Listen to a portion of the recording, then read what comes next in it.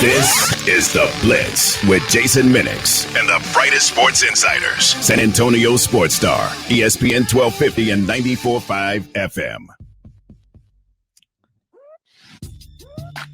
It is The Blitz here on San Antonio Sports Star, ESPN AM 1250, 94.5 FM. I'm Jason Minix. Time for Mondays with the Moose. Three-time Super Bowl champion Daryl Johnston, now an analyst with Fox Sports, joining us now. Moose, always appreciate you taking the time on a Monday. Boy, the Cowboys looked so good yesterday, especially in the second half. Jimmy Johnson said in the post-game show it reminds him of the Cowboys teams he had. That means the teams you were a part of. Are you starting to see the resemblance in the two teams? I am. I think the big thing, obviously, is on the offensive side of the ball, with the ability of the talent to have to win a game, whichever way is needed that Sunday. With Dak and that great group of receivers, with Amari and CD and Michael Gallup when he gets back. Cedric Wilson has really stepped up. Noah Brown. I mean, it's amazing. You just continue to watch and you see how many weapons they actually have, and then the running game. I mean, I think it's now 4 consecutive games with over 200 yards rushing, which is amazing in the NFL. So, however you want to defend them, they're going to have an answer or a solution on how to make you pay for that style. I think the defensive side of the ball is growing and getting better, but I think a lot of people forget our defense was number 1 in the NFL one year. Back in the day. I mean, we had a tremendous defense that was always a little bit overshadowed by our offense because we had all the high profile stars on the offensive side of the ball. But boy, do we have some really, really good defenses, and Dan Quinn's group is trending that way. I think the big thing they're doing this year, and this has been a point of emphasis for multiple seasons now, and they were never able to kind of crack that code. But Dan Quinn has established a takeaway mentality with this group, and Trayvon Diggs and his skills on the outside, that's the most impressive thing that they're doing defensively, is getting more possessions back for that offense. So playing very well complementary, good special teams. So, yeah, there's a lot of similarities. I can see why Jimmy made that comment. Well, and again, they've got to go win. I thought Tony Romo had some teams that, could hoist a Lombardi trophy, and they never got it done. Dak Prescott's got to go win to really get the comparisons to the teams that you were a part of. But when he said that, and I'm hearing that, and I'm thinking, all right, the styles are so different today, but the Cowboys were run first with Emmitt Smith, and, but you had the great receivers, obviously, in Michael Irvin, and you think about the tight end with Jay Novacek, Alvin Harper. Troy could make all the throws. It wasn't asked to always throw for 300-400 yards a game because it was run first. And outside of the Tampa Bay game, is that what we're seeing with this Cowboys team? They tell us they want to be run first, and they've said that for years, and they haven't always shown that on the field. This year, Kellen Moore seems to be run first, with the exception of the opener against Tampa Bay. Yeah, and I think that was based on what your opponent does well. Todd Bowles and that run defense from 2020 was the best in the NFL, and we used to do that against Philadelphia. I think people think back to the early 90s. When Philadelphia had that great defensive front. When we played them, we did not run the ball a ton there in the first half. We always came out and were probably tilted a little bit more toward the passing game. But Norv's style at that time was to kind of get the defense tired from rushing the passer, get them chasing the football, and then come back in the second half and really kind of grind out that clock with the run game. So I think really week 1, and everybody was like, oh my gosh, what are we doing? Everybody has talked about getting back to, controlling the game and running the football efficiently and 58 pass attempts. But I think that was just a product of the opponent. And now, you're matching up against, these last 4 games where you can kind of come out and be who you want to be. Every once in a while, you're going to have an opponent that takes you out of your identity. But if you have the ability to match that with what you can do on an offensive side of the ball, and that's what Dallas has, that's a huge plus. So, I think that if you really look at it, they wanted to be that, through the Tony Romo era. And I agree with you. Sometimes they slid from that. My biggest thing is sometimes at crunch time, whether it's inside the red zone, it's a goal to go situation. It's a third down, 3 to 5. I think in some of those instances, I'd still like to see them be a little bit more run centric. It seems if they have tilted in a direction towards the pass, it's been at the critical junctures of the game, and sometimes that has not worked out well for them. Daryl Johnston, the Moose, joining us here on the Blitz as he does every Monday at 5:30. Daryl, watching the shows today, whether on the NFL Network or on ESPN, a lot of talk about, are the Cowboys the best team in the NFC? And I was surprised at how many people said yes, including Jeff Saturday on ESPN earlier today. How good is this Cowboys team right now? I think they deserve to be in the discussion of the top teams in the NFC. I felt coming into the season that they would win the East. That they should be prohibitive favorites to win the East. Then it would depend on how the defense progressed through the year as to what level they would get to. Would they be able to win a playoff game? Would they be able to get into the divisional round? Could they get all the way to the championship game? I think those things are going to be answered as we move forward, and a lot of that will be the health of the team, and then also the improvement of the defense. But if they continue to trend the way they are trending right now, and you look around the NFC, I don't think there's any reason why they shouldn't be in the conversation with the Green Bay Packers, with the LA Rams, with the Arizona Cardinals. I think the Arizona Cardinals still have more to prove than the Dallas Cowboys do to people that are out there that want to put those teams in the group of the upper echelon in the NFC. So, yeah, I think Dallas absolutely deserves to be in that conversation. And are they there yet? I think you can make a case for every one of those teams. And Dallas has a very valid case. Matthew Stafford's in his first year with the Rams. Arizona still plays that style of football. I don't know how well that transitions into the playoff style. And in Green Bay, we're still trying to sort out exactly who they were. Have they put enough distance from that week one thrashing by the Saints that now we see who the Green Bay Packers really are? And I would say right now it's probably Dallas, Green Bay, as your two top teams in the NFC.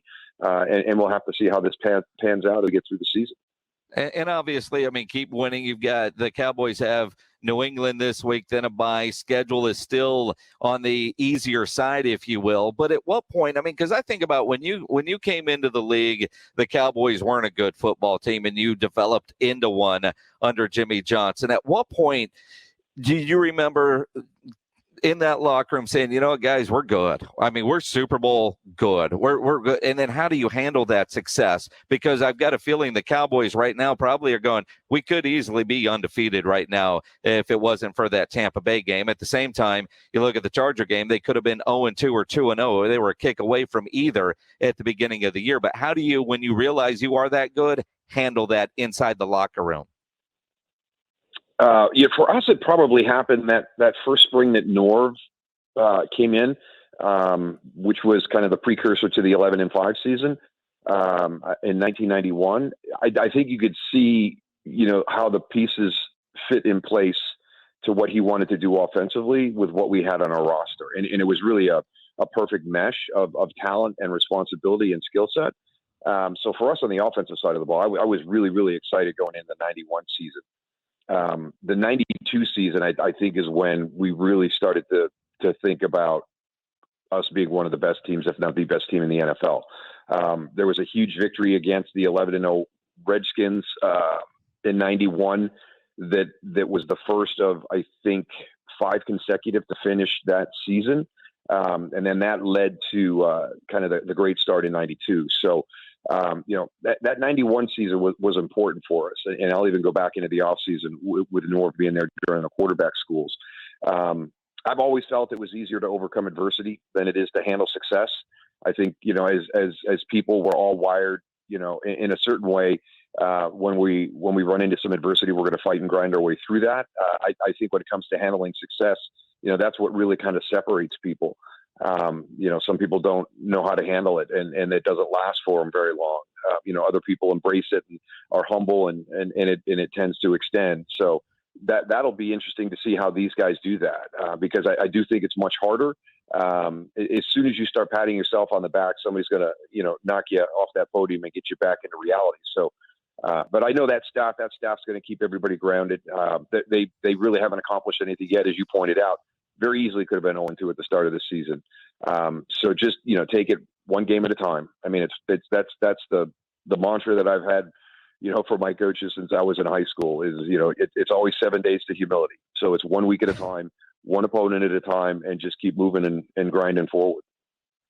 Daryl Johnston, the Moose, joining us here on the Blitz. You mentioned the staff. Last week, I noticed Jerry and Steven both on their radio shows there in Dallas on 105.3 The Fan seem to go out of their way to compliment Mike McCarthy. And I know Kellen Moore gets a lot of attention. Dan Quinn is getting a lot of attention for what he's done with this defense.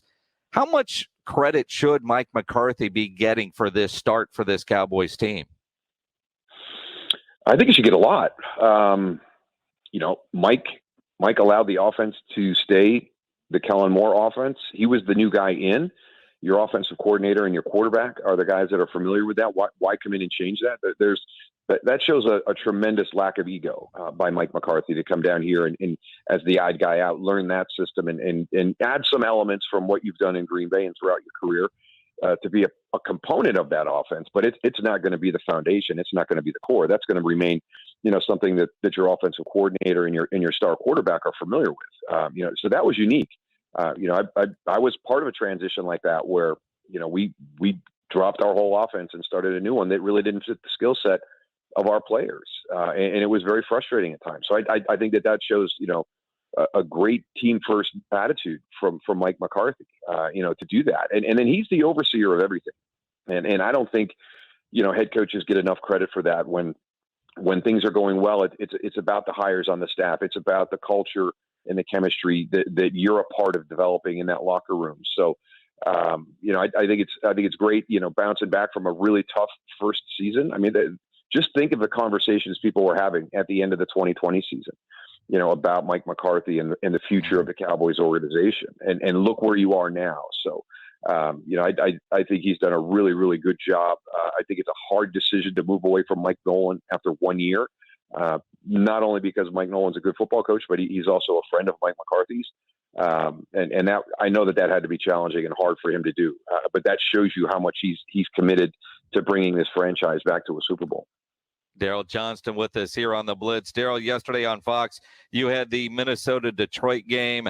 I know you weren't teammates with Dan Campbell when he was with the Cowboys, but I mean, I know you know him because you seem to know all the guys that have come through Dallas extremely well. Watching his post-game yesterday, do you just go give him a hug after the game? I mean, that's a guy that desperately needs a hug. He's awesome. He's such a perfect fit for that city and that team. When they hired him, I was not only happy for Dan, but I was excited to see, what was going to happen to the Lions organization, because he's a perfect fit for what they're trying to do. And I loved his opening press conference and, biting the kneecaps and, we're going to slug you, it's who Dan is. And you can see the passion for the game. Watching that game yesterday and being a part of that last 3.5 minutes, I mean, we were on an emotional roller coaster as broadcasters. I can't even imagine what it was like for him. And then to lose that game almost in the identical fashion that you lost the Baltimore game 2 weeks ago. There was a penalty that was not called in that game. That field goal attempt should have never even happened when Justin Tucker kicked the 66-yard field goal. That shouldn't even happen. It should have been Detroit's victory there. And they continue to come back to work and they continue to just grind. And, we have them again this weekend. We have Cincinnati at Detroit. And I cannot wait to have that conversation with him about how was the week. This is going to be the hard week. As challenging as it was the first four to come back on Monday and get ready for your next opponent. Today was going to be one of the hardest days for those guys to come into that facility, because that was just a devastating, heartbreaking loss. The way that game ended at especially with him going for two, which now you're hearing he told Jared Goff when he walked onto the field for that last drive, listen, we're going to go down, we're going to score a touchdown here, and then we're going to go to two, we're going to win this thing. And, that's the belief, that's the faith that he has in his guys. And he's working with a team that's not as talented as others, but boy, I tell you what, they fight and they scratch and they claw every single second of that 60-minute game. I've met him a couple of times when Dat Wynn was my co-host. He's really good friends with Dan, and I know Dad has told me many times that's a guy that hates losing more than anybody, and I can only imagine what it's like for him. But as a player, if you see your coach in tears on the podium, how do you not go fight for that guy? The love and passion that he has, how do you not go fight for him? Eventually, that first win is going to come. It will. It absolutely will. And we kind of let our broadcast off with that. And just they're still making too many mistakes. And it reminds me so much of our 1989 team that went 1-15. We were not a 1-15 team. We were a 4-12, 5-11 team, but we just didn't know how to win. We would make the critical mistake at the wrong time of the game. We couldn't make the big play that shifted momentum our way. We struggled through that season and found a number of different ways to lose games. And that's what Detroit's going through right now. But they're getting better and better. It's going to build a tremendous foundation for them moving forward. There's going to be a core group of the guys that are on this team that will be on that Lions team, 3 years from now, 4 years from now, that's in the playoffs and is a tough out for everybody in the NFL at that time. Daryl Johnston, the Moose, three-time Super Bowl champ, joins us every Monday here on the Blitz, Mondays with the Moose. Daryl, always appreciate the time. We'll visit with you next week. Look forward to it. Always good visiting with you too, Jason. Appreciate it. Daryl Johnston, the Moose, here on the Blitz.